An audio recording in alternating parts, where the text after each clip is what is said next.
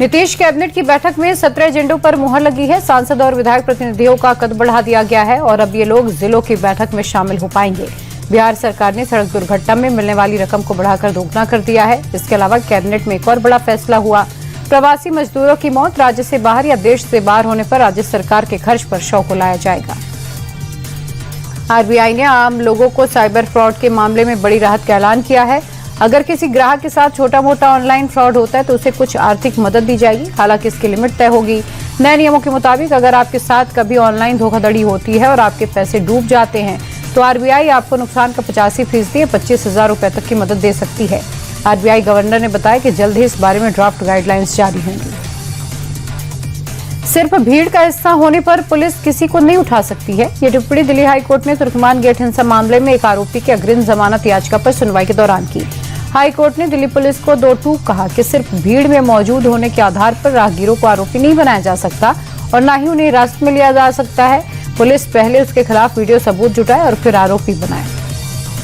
OTT platform Netflix की film घूसखोर पंडित पर बवाल बढ़ रहा है। सीएम योगी के निर्देश पर फिल्म के डायरेक्टर और उनकी टीम के खिलाफ लखनऊ के हजरतगंज थाने में एफआईआर दर्ज की गई है। फिल्म पर सामाजिक सौहार्द बिगाड़ने और जातिगत भावनाओं को भड़काने का आरोप है। बसपा सुप्रीमो मायावती ने भी फिल्म पर बैन लगाने की मांग की। मायावती ने कहा कि यह सिर्फ यूपी नहीं पूरे देश के पंडितों का अपमान है।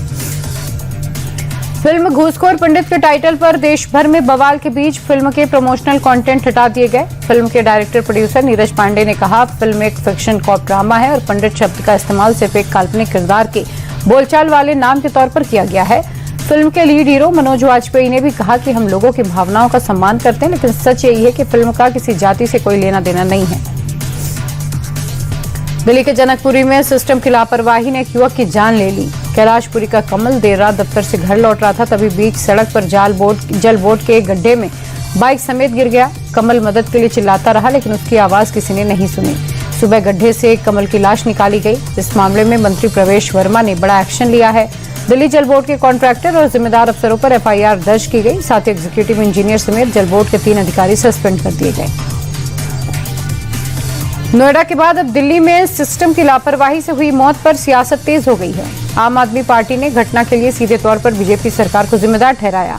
अरविंद केजरीवाल ने कहा, यह हादसा नहीं बल्कि हत्या है। रेखा सरकार ने नोएडा की घटना के बाद भी मामले को गंभीरता से नहीं लिया, जिसका खामियाजा आम लोगों को भुगतना पड़ रहा है।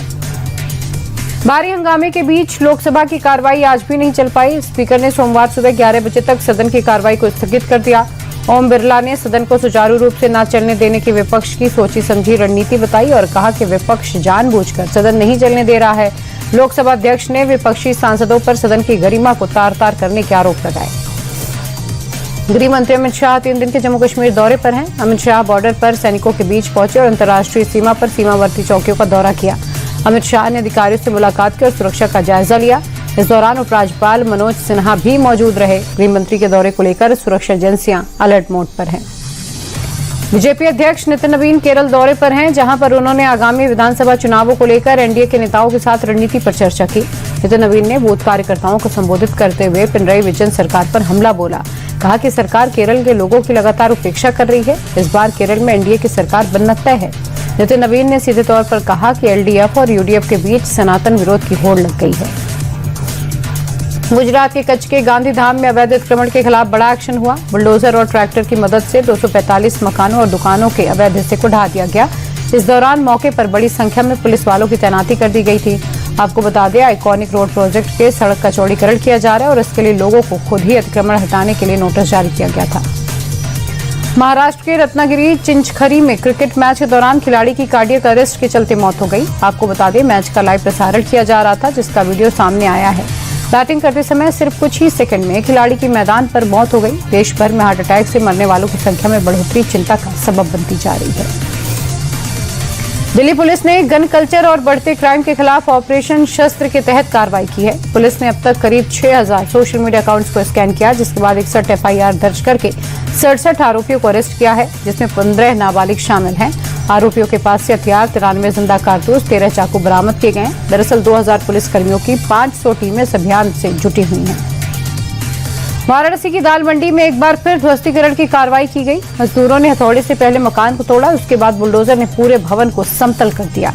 दाल मंडी चौड़ीकरण योजना के तहत अब तक 29 मकानों को ध्वस्त कर दिया गया है। वहीं 24 करोड़ रुपए मुआवजे के रूप में दिए गए। पीडब्ल्यूडी के अधिकारी ने बताया कि बुलडोजर एक्शन लगातार जारी रहेगा।